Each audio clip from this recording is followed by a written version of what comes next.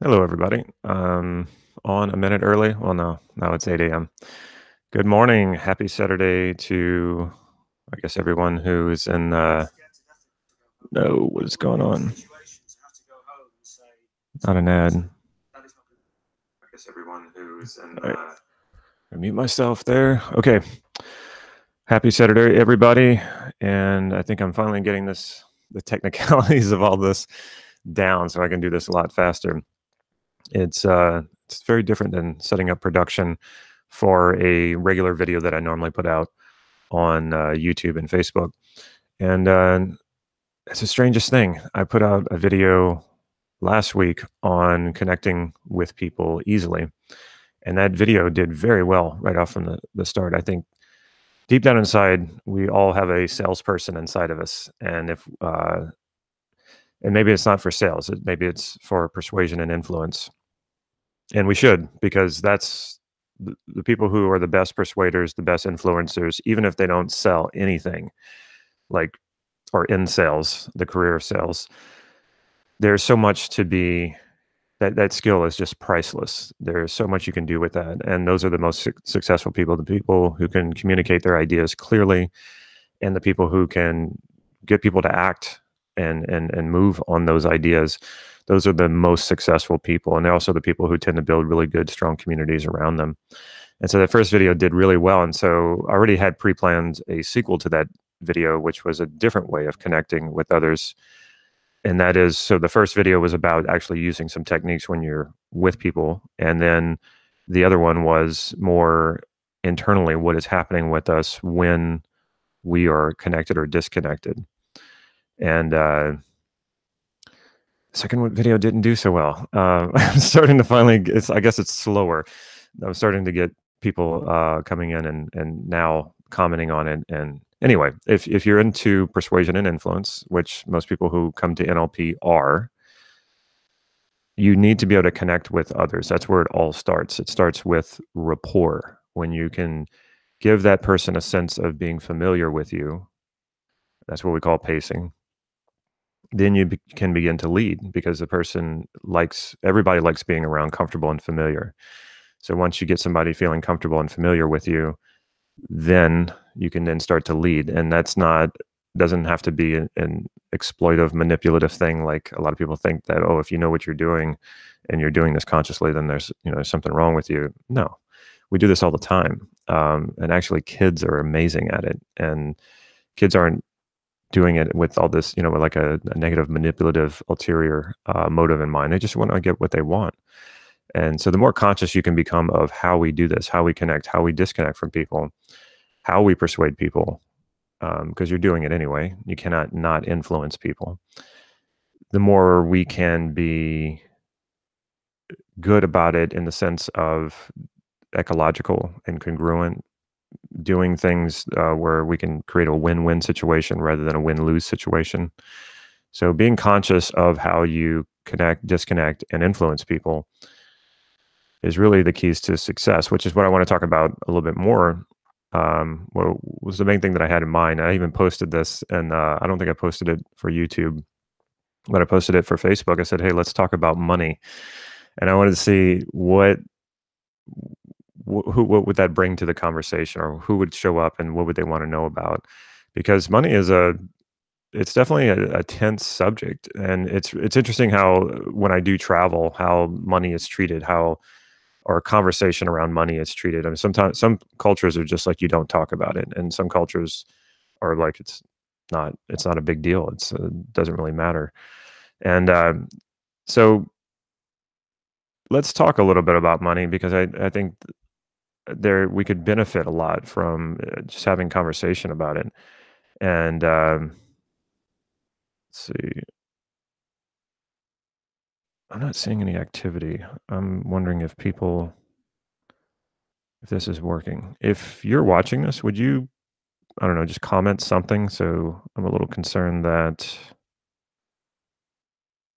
there is a problem here, a technical problem.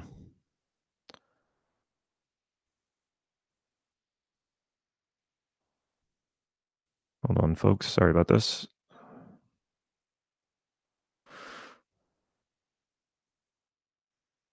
All right. Well, we'll just get back to it. Okay, here we go.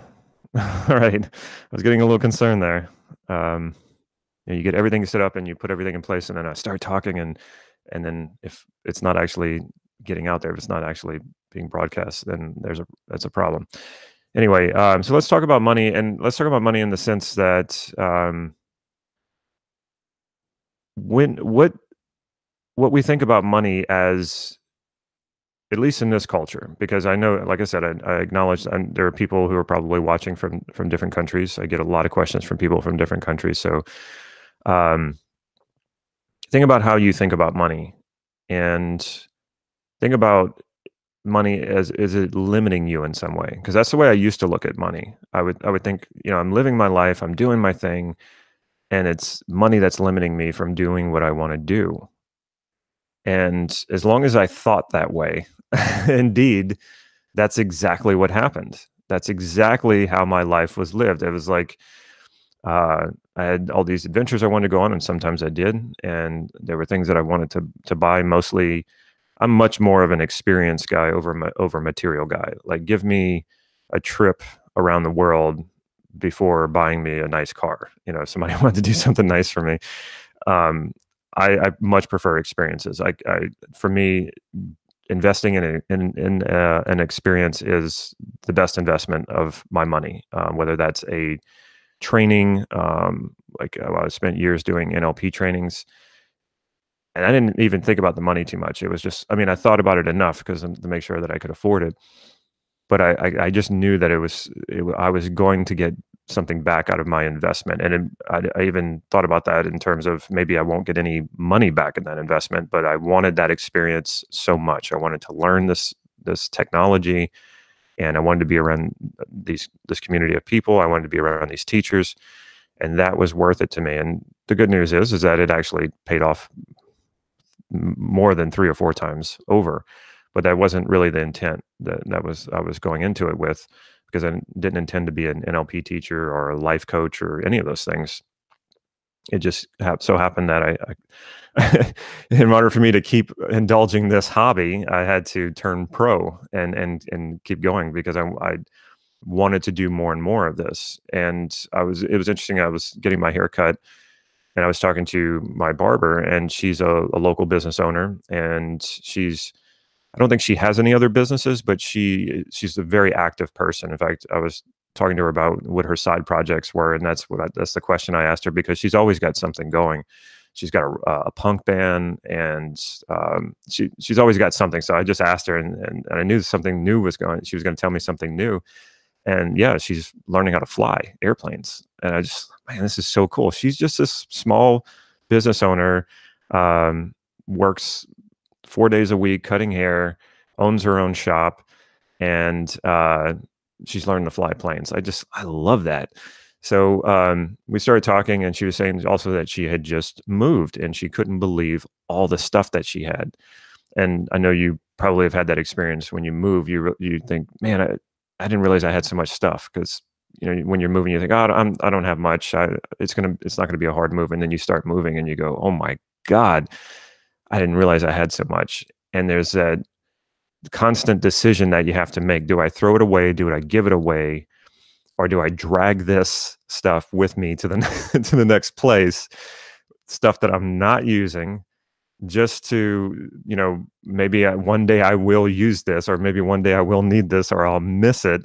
So you drag it with you to the next place, and it sits in a dark corner or in your closet or in your attic, and you don't use it. So it's not really bringing value to your life. And it's just a matter of dragging these items from place to place. So she's telling me about all this. I'm just like, oh man, I know it's been almost 3 years since the last time I moved. And actually, at that time, I did clear out a lot of my stuff. I finally just said, okay, I haven't worn these shirts in a few years. They're just going to Goodwill. I'm not going to even think twice about it. But I tend to be a pack rat. I tend to think that something's going to be useful at some point, so I'll take it with me.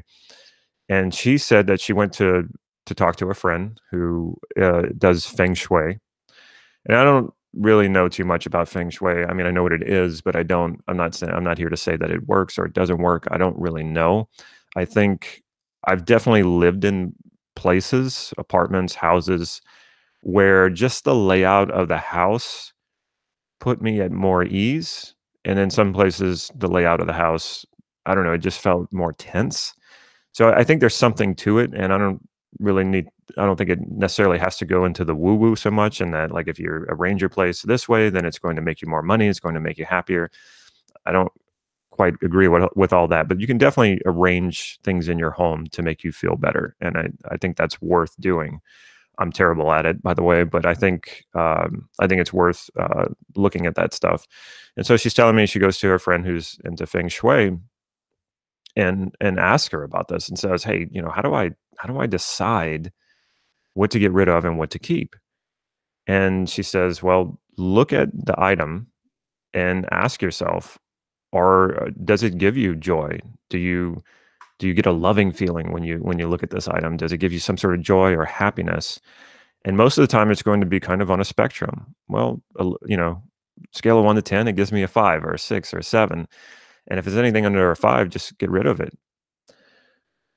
And as soon as she said that, like, something really resonated with me when she said that. And I started thinking, and I said, that's kind of how I've been living my life.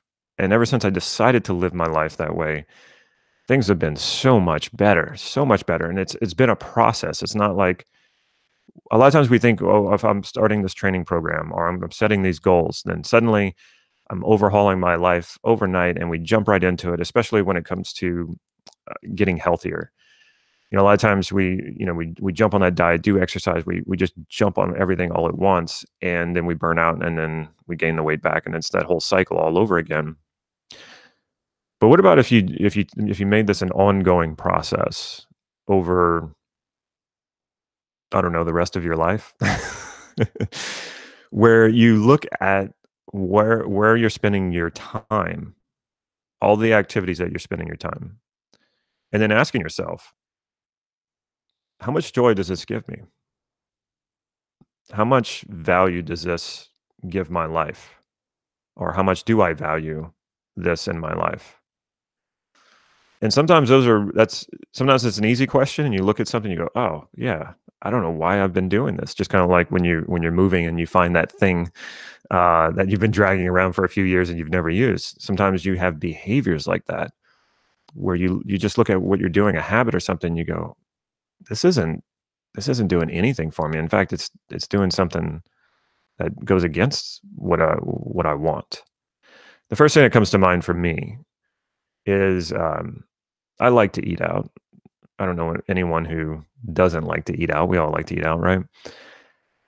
And I do it sporadically. There's a friend of mine who I try to make it a weekly thing because he's an entrepreneur as well, and he's one of those guys who I trust to give me honest feedback without trying to manipulate or exploit me. But he's just telling me what he sees, and he's very smart. So I try to make it a habit of having lunch with him once a week, and I feel like I get a lot back on my investment there, and it's not always monetary investment, but sometimes, he can give me good advice or he can give me some feedback, something I'm not seeing. That's what a good coach does. He's not my coach, he's a friend, but somebody who can speak to your blind sides, who you trust and can fill in some of those gaps and give you good feedback. Those friends are priceless. I mean, not only are they people who you enjoy being with and who you trust and who would be there for you in a tough time, but can also give you good, honest feedback. So anyway, uh, eating out is, for me, when I think about it, when I'm doing it to the point where it's just become a regular thing, and I'm not appreciating it any more than I would eating at home. And I do like making meals. I like cooking, so there's a value there for me to do that. But if it's like just throw a hot pocket in the, in the microwave, that's not really enjoyable. And I don't do that. But I think a lot of people do. And it's just sort of like, sustenance, especially for people who work at home. If you work at home, you probably know what I mean. It's like sometimes you're working so much and you just go, okay, I just got to put food in my stomach. And then get back to work if you're working if you have a deadline coming up.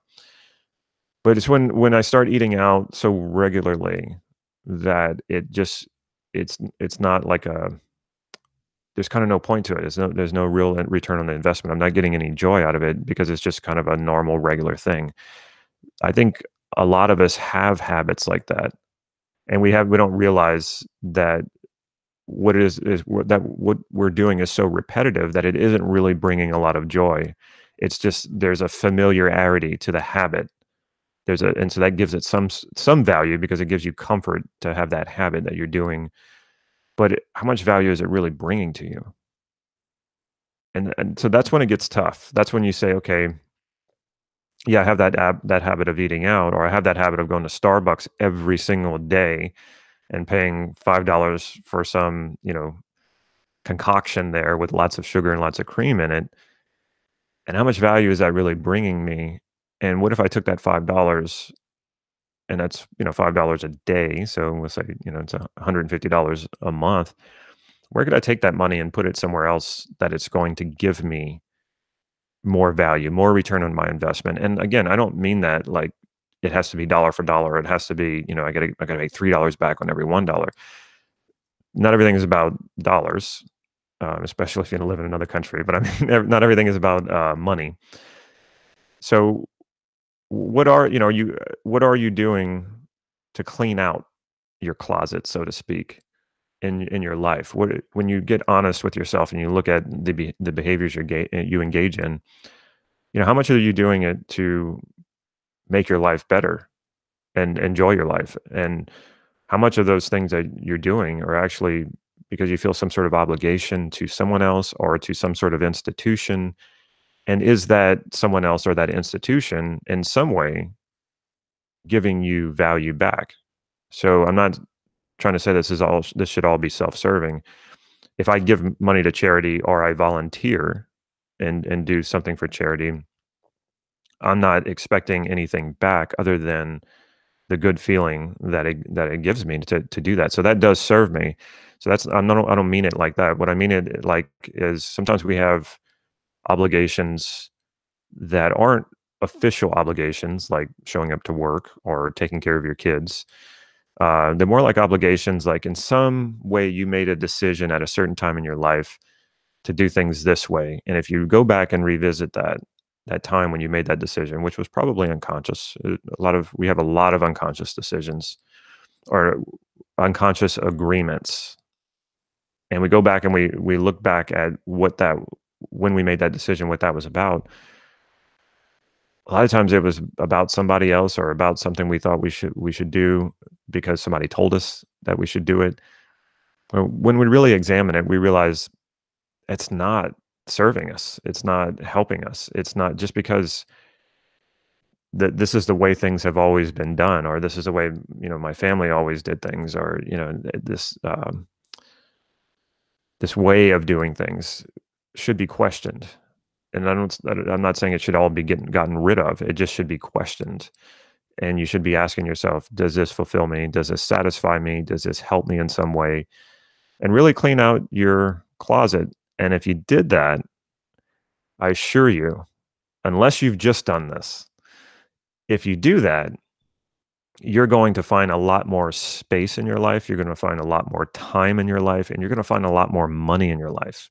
I used to have these conversations with people when I was doing direct sales and insurance, and the hardest one was life insurance.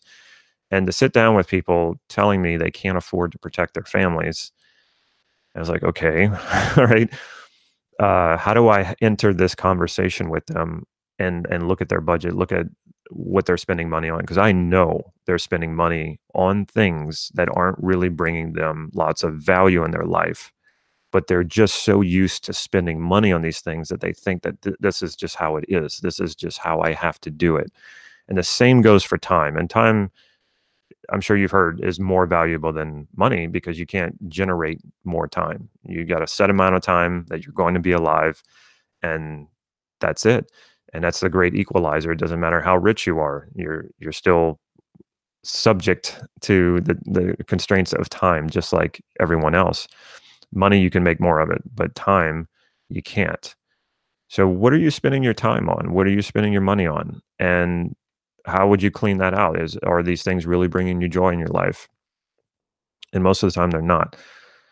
And it surprises me, but I at times to realize that a lot of people don't know what they want or they don't know what they value. And that surprises me because I've been doing this so long for myself, but there was a time for sure where I wasn't clear about what I wanted either. And if I push things really hard, I mean, there's certainly there are things that I don't even know I want yet, which is to me what makes the future so exciting. That there's still so much more to learn, and that I will discover things 10 years from now that I'm going to really want to do or really want to have that I don't even know about right now.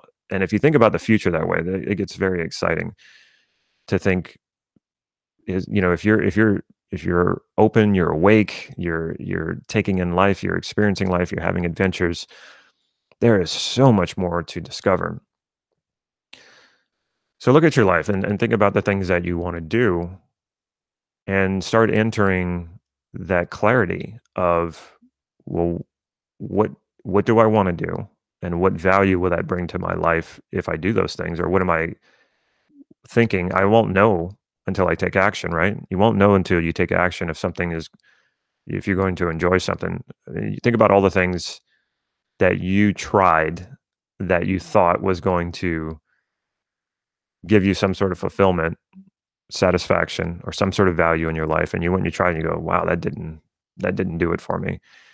And unfortunately, what some people do is they back away from those things and they go, I don't like trying new things because I'm always disappointed. And that not a lot of people will say that out loud, but I think a lot of people are feeling that way. And especially as we get older, we go, you look at younger people and they're trying like everything, right? They're trying all these different things. And as we get older, the new things that we try, we start to rein that in. And one of the reasons for that is because we know what we get joy out of. We've established that, okay, I know these things will satisfy me, and that predictability is really important, because if you don't want to spend your time and money on something that's not going to get a return on your investment somehow. But it's unfortunate because when a lot of times we stop learning, we stop trying new things because we're trying to make our lives more efficient. But there are so many things out there that you have no idea would fulfill you, satisfy you, that you would enjoy. So we got to get out there and we got to try things. And yes, you're going to try things you're not going to like. You're not going to enjoy. It's not going to meet your expectation, and that's a hard thing. I think expectation, it pretty much implies disappointment. And I said that to I was teaching a workshop once, and I said, I just put that question out there. I said, and we all know what expectation leads to. And I think that they thought that I was going to say something like, expectation creates the life you want. It creates your vision. And I just said, disappointment. And they all started laughing, because I think we're not going to not have expectations. We're going to have expectations. It's just how we're hardwired. But it's better if we sort of hold those loosely. And my assistant laughs at me a lot because I just have this expectation that technology is going to work, that this whole internet thing is, when I set it up, I plug my cameras in and everything, and my microphone, that it's just going to work. And sometimes it doesn't. And I just get so frustrated by that. But that's because I have an expectation that it will work. And if I held that expectation more loosely and just realized, okay, sometimes it's not going to work, and sometimes it's actually my fault because I'm not doing something right. But technology will fail. I mean, I wouldn't want to do without technology. It gives us a lot of benefits and a lot of wonderful things, but sometimes it's not going to work. So what would you like to do? What would you like to try? And the way you're really going to get clear about that, now, I encourage writing all this stuff down, but if all you do is write the stuff down and you never take action on it, you're never going to know. And by the way, I should mention this before I forget. By April 1st, the $1 promotion for my membership program ends. So get in before that, try it out for $1, get inside so you can see if this is going to work for you, if this is what you want. And it's a video lesson, well, a few videos, but a main lesson every single month, and then a group coaching call every month, as well as hypnotic inductions, and then a supportive community through a private Facebook group. I get so many people trying to join that Facebook group who haven't joined the program. It's like I got to turn them down and say, sorry, this is private. But anyway, yeah, check it out. The link is in the description for the membership program for just $1. You can test drive it, see if it's something you want to do and pursue. And I would hope that you would, because it has to do with what I'm talking about here. So if you're interested in what I'm talking about here, there's a good chance this is the membership program is right for you. So basically what it is just getting very, very clear about what you want, what fulfills you, and then doing a lot more of that in your life. How do you keep looking at your life and bringing more and more into your life the things that you enjoy doing, that satisfies you, that fulfills you, and move the things that you're not enjoying, that's not giving you satisfaction, out of your life? There's always going to be certain obligations that you're not going to enjoy that you just have to do. So I'm not in any way saying you should not take responsibility for those things. No, definitely take responsibility for those things, because they'll make your life painful in other ways. So you want to do those things. But when you're doing more of the things in your life that you enjoy doing, that you want to do, sure makes those obligations a lot easier to do. So feng shui your life. Look at the things that you're doing, clean out all those things that you're just doing out of habit or out of some unconscious agreement you made with yourself, probably when you were a kid, that this is the way things are, this is the way things go, or some limiting belief about your life. And so you're engaging that. And here's the thing too, it's also the most dangerous ones, the most destructive ones, the most harmful of these in your life are usually the ones that don't have a distinct behavior connected to them. These are usually the ones that it's more about a belief about your life, a belief about who you are, that creates some sort of tension. And that tension is just burning your energy and slowing you down. And like I said, it's often the most dangerous ones are the ones that don't have a direct behavior connected to it. So here's what I mean by have a direct behavior connected to it. If you're a smoker and you smoke, there is a belief there. There is an intention there that feels satisfied enough through smoking. But of course, not enough, because if it was complete fulfillment and satisfaction, you would have one cigarette and you'd be like, okay, I'm satisfied and fulfilled. I don't ever need another cigarette again. It gives enough in the moment, but then you have to keep coming back for more and more and more. That's part of addiction.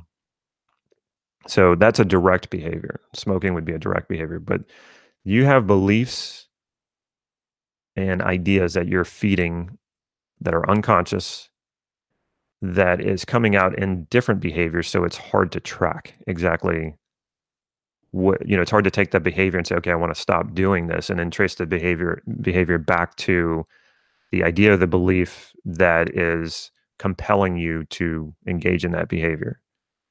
So the direct ones are a lot easier to deal with. So if I'm coaching a client and they say, okay, hey, here's the problem, here's the behavior, I want to get beyond this. That's actually pretty easy to deal with, as far as like directing it back to a belief or, whatever it is, and then dealing with it. And I'm not always saying it's easy for the person to overcome it. Sometimes it can be difficult, but I'm just saying structurally as a coach, it's easy to trace back and deal with. It's the ones that have no direct behavior to them that can just be really, really difficult to go in there and find. But you will smoke it out eventually if you're doing this work ongoing. If you're working on your values and about getting clearer about your values. You don't just do a values elicitation one time and then go, okay, I'm clear. I know what my values are. I'm off, and I don't need to do that anymore. It's a practice. That's why they call it a practice. A doctor calls what they do a medical practice, not a medical, I learned that, done that, don't need to learn anymore. So treat your life as a practice. And it's a practice of finding more joy, more fulfillment, and finding ways to invest more time and money and whatever resources you have into making that better. If you are an entrepreneur and you think about your business or your businesses, it's always about, how do I optimize? How do I make things more effective? How do I scale? How do I leverage? How do I do the 80/20 rule? How do I keep identifying what is the 20% that's generating 80% of the results? Look at your own life like that. I mean, some people get turned off by that. They're like, I don't want to look at my life as a corporation or as a business. Why not? I wouldn't say that you have to look.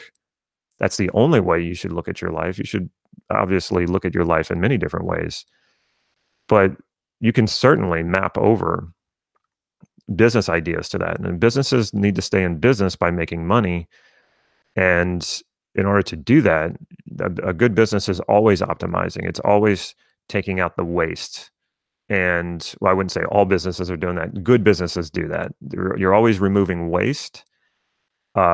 That the things that you're spending money on that aren't bringing back anything, that aren't bringing a return on investment, whether that's directly or indirectly, you're looking at, how do I leverage? How do I scale? How do I spend less time on the things that I don't like doing and more time on the things that I do like doing, which oftentimes creates more profit, because why you that's why you started your business to begin with. If you're enjoying it, then you wake up every morning looking forward to going to work rather than dreading it. And I know that feeling so well, of having a business, not enjoying the actual activities that bring profit into the business, and just dreading every morning waking up and thinking, oh, I got to go do this. And then I'll finally get a break on the weekend, but not really, because my business is always on my mind and I'm always trying to think of ways to improve it. But it's a business I don't like. And that's why I let go of my insurance agency. I mean, a lot of people think that I'm a little crazy that I did that. There is some craziness to it, but I would say overall, I would have been crazy to keep it, because it was such a drag on my life, even though I wasn't spending that much time doing it. So 80/20 rule your life. Look at, what is the 20% of the time that you spend that it equals the majority of your happiness and joy, the 80% of your joy and happiness. Now, you might even say, well, I'm not a happy person, or I'm not a joyful person. That's okay. There is still joy and happiness in your life. And if you're saying there's none whatsoever, well, that's where you need to start, because that's part of the problem. This idea that you never have any joy and happiness, I can assure you, if I sat down with you, I could elicit that from you within minutes, that you do have joy and happiness in your life. Now, I'll make some exceptions here. If you're clinically depressed, um, you could probably make a good argument against what I just said. But even people who are clinically depressed, there are times where they're not experiencing their depression. Maybe it's not joy and happiness, but there are times where they're not 100% down. So everything that I'm saying here, of course, anything that anyone says has some exceptions to it. When you start looking at your life that way, and you start acknowledging, I think this is the hard part for a lot of people, and I think it's the reason why people don't do this. They're not willing to do this with their life, is because they're afraid. They're afraid to acknowledge that a lot of what they've been doing is not working, and it's not just that they're doing it right now, it's that they've been doing it for years. That's a hard, hard thing to come to terms with. But it's better if you do it now, so that you don't have to come to terms with it. You don't put it off and wait another 10 years and then come to terms with it. And then now it's been 20 years instead of 10. So it's like, now's the time. Now's the time. Do it now. Come to terms with it now. Much easier to come to terms with it now than it is much later in life, or especially if you're at the end of your life and you're looking back and you're thinking, I had an opportunity, many opportunities to do this. And I didn't. I didn't examine my life and start getting clear about what I wanted, and start moving more toward what I want, and clearing out the parts that weren't giving me joy and fulfillment. Get started now. And this will build, it will grow. It'll be difficult at first because you do have to come to terms with those things. But once you free up that time, you free up that space within yourself. In a lot of cases, you're going to free up money because you're going to realize I've been spending money on these things, and or spending money on interest. You if you're using a credit card and you're using a credit card to buy things that you really don't need, and you're blowing money on that interest, pay off the credit card and be done with that. And the money you were spending on interest, now you've got a lot more money in your pocket. So do this now and get clear about what you want. And so, well, let me say the other thing is, I think the reason why people don't do it is because they fear disappointment. They're like, yeah, Damon, if I write down my goals and I start going after them, I've been down that path before, and then I didn't achieve them and I was disappointed.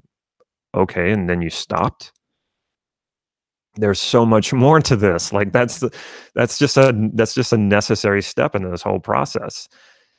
When you're clear about your values, though, and you don't put so much emphasis on the goal, and you put the emphasis on the value that you're wanting to fulfill that's beyond the goal, a lot of times you'll find either the goal wasn't going to fulfill you anyway, or when you fail at the goal and you're still connected to that value, it's like, okay, this didn't work, but there's definitely something out there that will work. I just need to keep going until I find it. And that might mean that you fail several times, but it's your approach to failure that's going to change everything. Instead of being disappointed or trying to set a goal, and then setting a goal, you're setting an expectation. It's really difficult not to do that. It's kind of what a goal is. But if you thought more of the goal as something you're just shooting for, like, here's the target that I'm after, I'm going to shoot for that.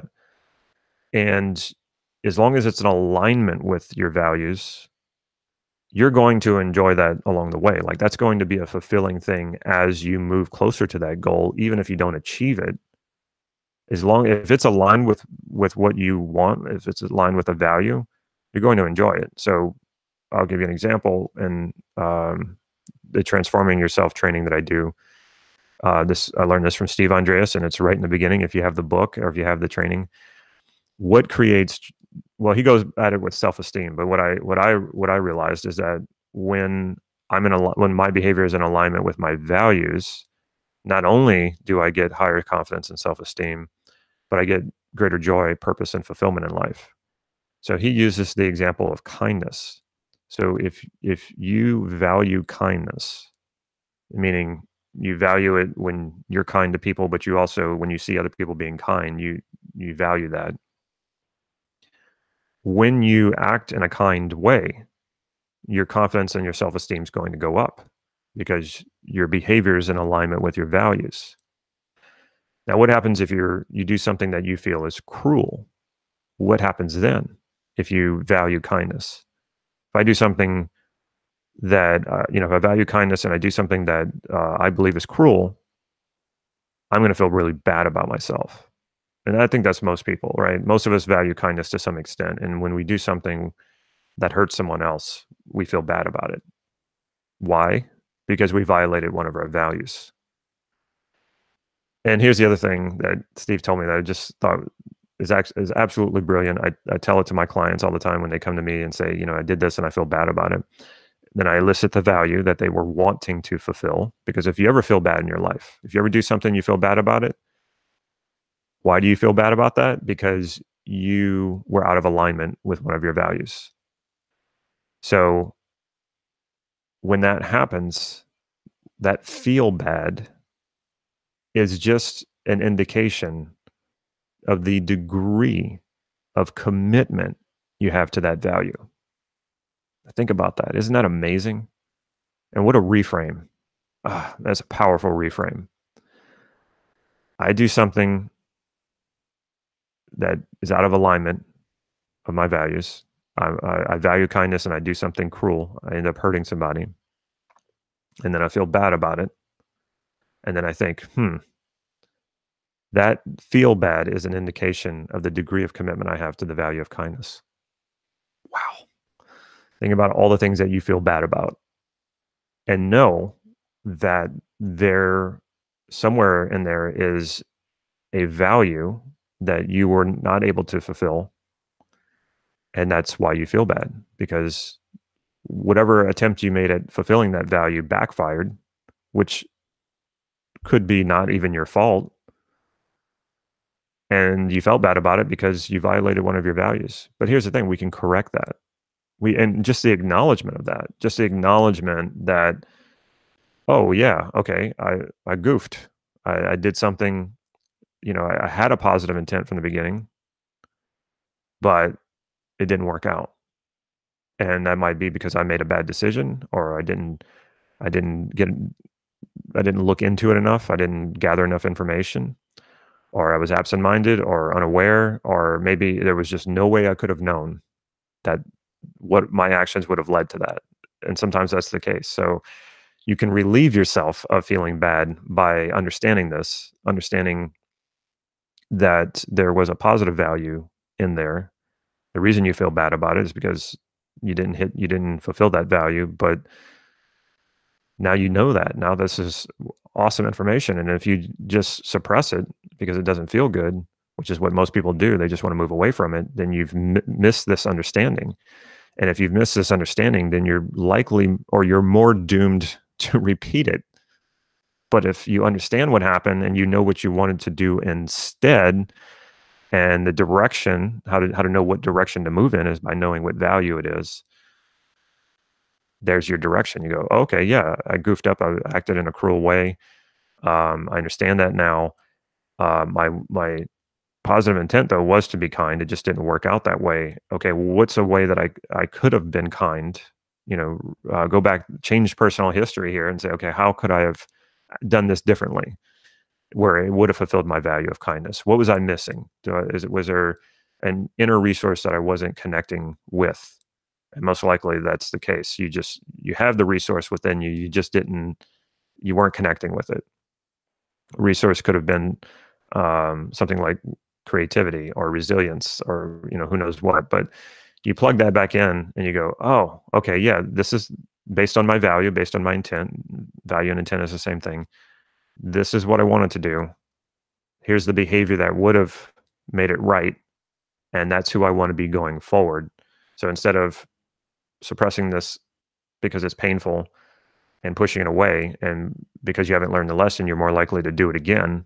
Now you've got the understanding about it, and you also future pace it by knowing this is who I want to be going forward. And I know that if I'm in that situation again, I know what my positive intent is, I know what resource I need, and I know what behavior is going to fulfill that positive intent of kindness. Okay, that was a bit of a tangent. Back to looking at your life. That's part of cleaning out your closet, is how much of your energy is tied up in those things that you're trying to push away because they don't feel good. Memories or things that you did.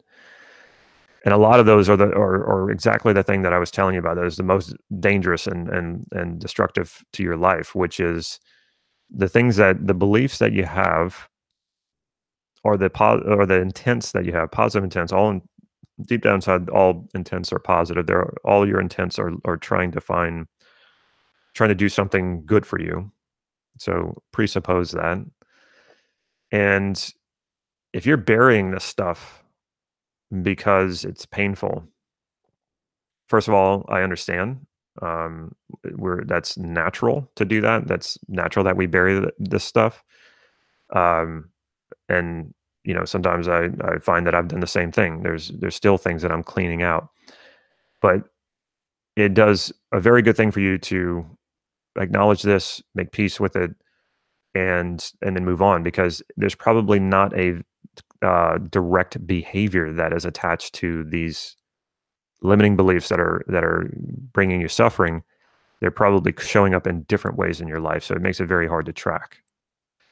How do we overcome this? We overcome this by getting very clear about what we want, but not so much the tangible thing that we want or the goal, but more so the value, because the value can be plugged into anything.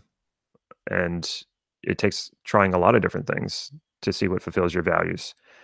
And there will be more than one. There'll usually be multiple choices and options of things you can do to fulfill the same value. When you start getting clear and clear about what you want, then a lot of times as you start to take steps in that direction, you feel resistance coming up. And that resistance is those old beliefs that are holding you back. And this is how you smoke them out. And then when that resistance comes up, then you start dealing with this in exactly the same way that I was explaining. You start dealing with it by understanding, well, what is the positive intent of that resistance? Instead of just calling it procrastination and feeling bad about it and trying to shove it away, you acknowledge it and you say, okay, there is a positive intent to this procrastination. It's probably an old belief. It's probably an old decision or agreement that I made when I was much younger that's not relevant to today. And I need to go and unpack that and then extract the value and just plug the value into a new behavior, a new activity that fulfills that value. And the destructive part of it falls apart and just gets sucked up or gets integrated into the rest of you.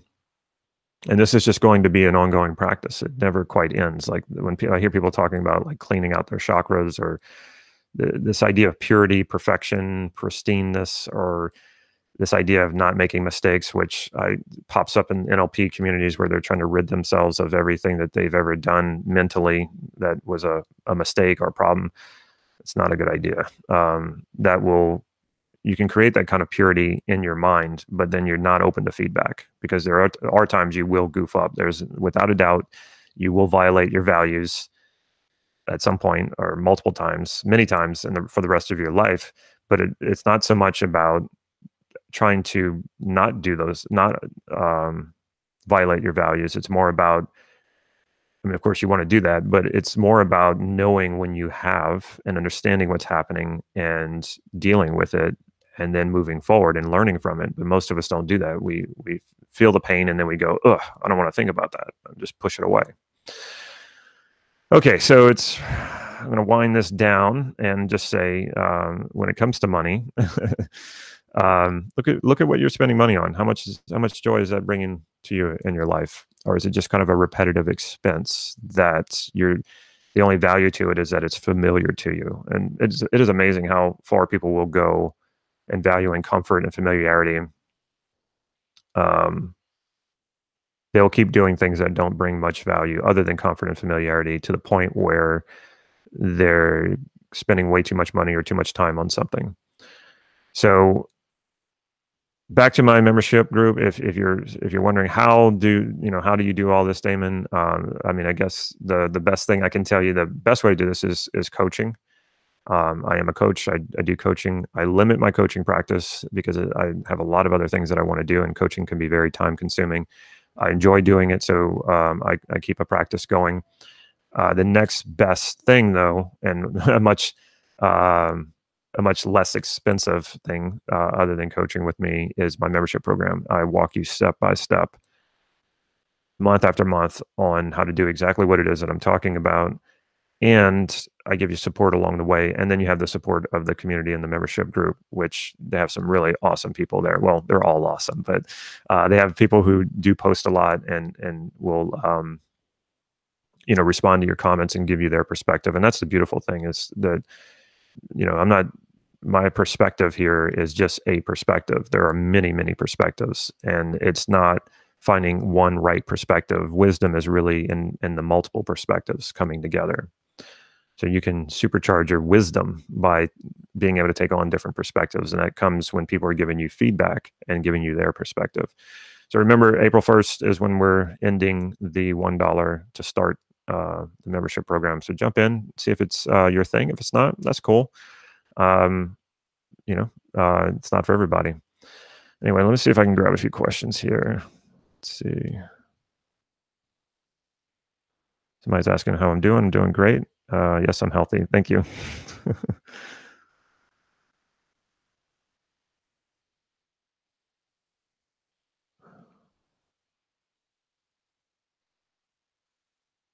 Oh, you want me to talk about changing mindset for expecting salary to growing income streams? That's awesome. Well, I think you kind of give yourself your own answer when you say that. Yeah, I mean, it's about changing mindset. So how do you change your mindset? Um, Use your imagination. If it's hard, if you can't really just do like, okay, well, I'm changing my mindset, and that can be hard. Use the as if frame. Well, what would it be like if I focused more on growing income streams than expectations of my salary should be this, or I should be getting this raise or that raise every year? Use as if. Okay, so what would it be like? And I I have to say, so I did interview Jason Fladland. I talked about him. Probably may have talked about him every single time I've gone live. I'm just learning so much from him. That's why I'm excited about it. So I did interview him. It was supposed to be 45 minutes. We went over an hour, and man, there was just so many nuggets of gold. And I'm probably not going to publish the full interview on the YouTube channel. I'll probably do the highlights, and then I'll put the rest of it in my membership program. But he did an exercise with me, which I'm very familiar with because I'm very familiar with timeline work and NLP. But it's about getting your mind to step into where what would it be like when you're successful at something, and then going at the problem from a point of abundance and already having success, as opposed to coming from a place of uncertainty and scarcity and looking to the future to sort of give you some sort of solution. So change your mindset there. Change your mindset to, okay, well, what if my mind was set on creating income streams rather than salary expectation? And what happens when you do that? What would it be like if you're already successful at that? And then approach the problem with that mindset. Okay.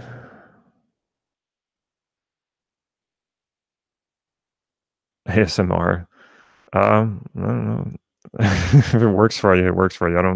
I know my daughter watches some of those videos. I wouldn't say she's really into it, but she watches some of them. I've seen them. And then when I was at VidCon last year, it was the first time I heard of ASMR. I have to say I don't have much of an opinion about it.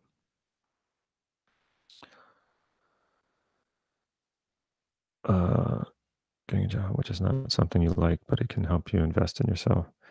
I mean, getting a job that's not something you like, but it's a start. I mean, if you need money, you got to start somewhere. I mean, you got to pay your bills. You got to take care of yourself. So, start there. I wouldn't say, oh, well, don't get a job and just sit there and be broke until you find the thing. I don't really think there's a thing. I think there's many things, and so I wouldn't wait. That's the other thing too. Waiting is to live your life. There's no way to live a life. It's no way to live your life. So you might need money to get things going, and that might take getting a job. I'm not anti-jobs. I employ people, so I'm not against that. I think it's a good thing. Let's see. Thank you. I've been trying to figure out how to change a pattern where I feel super guilty leaving relationships. Okay, we'll get in touch with that value. It's a strange thing, but say, what is the positive intent of feeling guilty? That'll reframe it for you. Oh, thank you. Inner goddess. Well, I don't recognize who you are in the group because you don't go by inner goddess, but I'll trust that you are in the group. She says, this has been super helpful. I'm in the group and you are awesome. I really appreciate that. Thank you. You are awesome too. We're doing this together. I'm going to join the membership program. Are there any more programs currently open for enrollment? No, they're not. Next month, I'm going to have some. Next month is going to be fun. Make sure you're on my email list because next month I'm going to be making some announcements. And if you miss them, just don't miss them. Let me tell you that. I'm doing things that I have never done before, and I'm excited about it. I'm a little concerned about it because I'm not sure how it's all going to go down, but put it this way, you're going to benefit from it immensely. So make sure you're on my list because I'll be making those announcements in a few weeks. You sell life insurance. We use leads. How do you get your team to produce and see the people and overcome those? There is no silver bullet. I'll tell you that. It's an ongoing thing, Manny.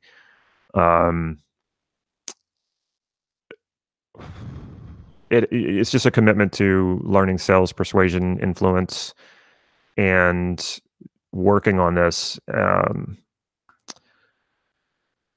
I kind of just want to direct you to what I'm learning from Jason Fladland. I mean, his stuff is amazing about frame control and overcoming objections, starting off with objections or overcoming the objections before um, the person even comes to the objections. If you've been doing life insurance sales for a while, you kind of know what those objections are going to be. You encounter the same ones, probably very common ones over and over. So really work at those is what I would say. I would also say that, inspiring a team to produce it's a really tough thing because I think especially life insurance, if you're not involving your heart in that one, um, it's not selling cars.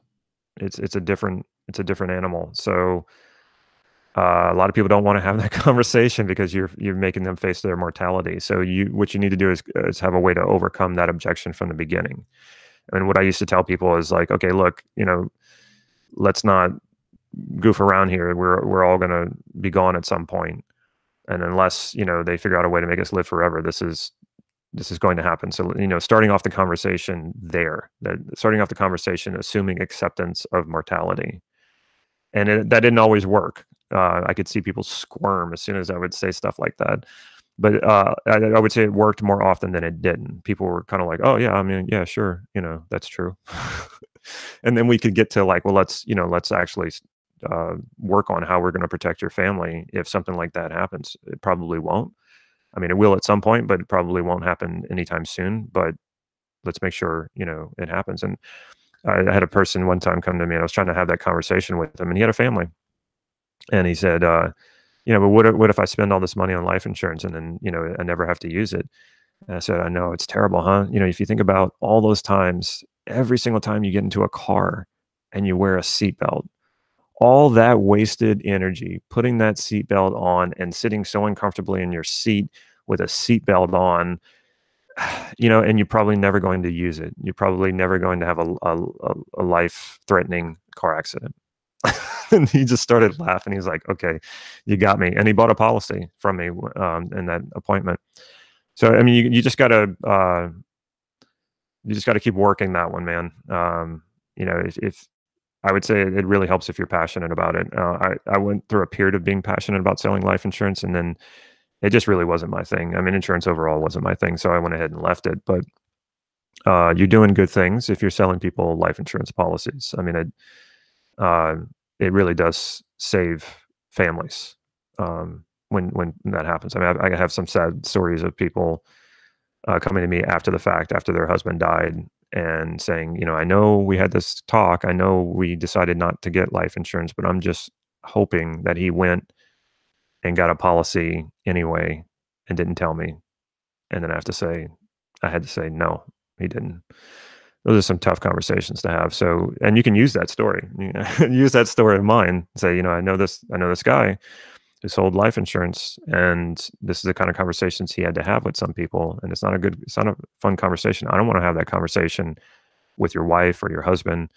So let's take care of this now, right? So I hope that helps. So, yeah. So Energy Goddess. The more you participate in the membership program, the more you post questions. The people who are getting the most out of the program, the people whose lives are really changing, are the ones who are more active. They're posting questions. They're giving feedback to other people. They're showing up to the group coaching calls. Those are the people who are getting some amazing results, and that's the way that it happens. If you just sit back and watch the videos and don't do anything, or you're doing some of the exercises but you're not tuning in to the community and showing up to the community, I mean, you're just limiting so much of where you could be and what you could be doing. So make sure you're engaging. Conflict of values. What are my ideas of having a conflict of values which produces a social disaster? Okay. There is no such thing as a conflict of values if you go high enough. High enough in your values, your highest level values, your core values, there will be no conflicts. There's only conflicts. Conflicts mainly start in behavior, and then you can, of course, find what those values are. And lower level values, you will have conflicts sometimes, but at the higher level you go, when you get to those really high level values like peace, joy, happiness, those sort of things, there won't be any conflict. I've never encountered it when I've done this work on myself or when I've done it with clients. If you go high enough, you'll get to a point where there are no conflicts, because the truth is that we really have no inner conflicts. And I'm going to it gets kind of zen here and not into non-duality, and I'm not going to go way into that, but um, essentially in our essence and in our being, there are no conflicts. So, and it's, even if you don't believe that, it's much easier to work with if you come with that assumption. Okay, I'm gonna go ahead and sign off. I got to catch a plane. I'm doing a talk at a hypnosis conference in Glendale, right outside of Los Angeles. If you're going to be there, awesome. Come say hi to me. This will be Sunday morning. So anyway, and for those of you on in the Transforming Yourself program, know that we're doing a coaching call Sunday evening. Okay, thank you, everyone. It's been wonderful. I love doing this. As long as you keep showing up, I'll keep showing up. Let's do this again. Okay, I was about to say next time. Yeah, next time I do this, I will be in Romania. I'm not sure if I'll be in Hungary or Romania. I'll be in one of the two. I think I'm going to do 2 of these lives while I'm in Europe, and one might be in Hungary and one might be in Romania, or both of them might be in Romania. I'm not sure. Anyway, oh hey Manny, I haven't seen you in a while, man. Good to hear from you. Thanks. Okay, I will see you next week. Take care, everybody.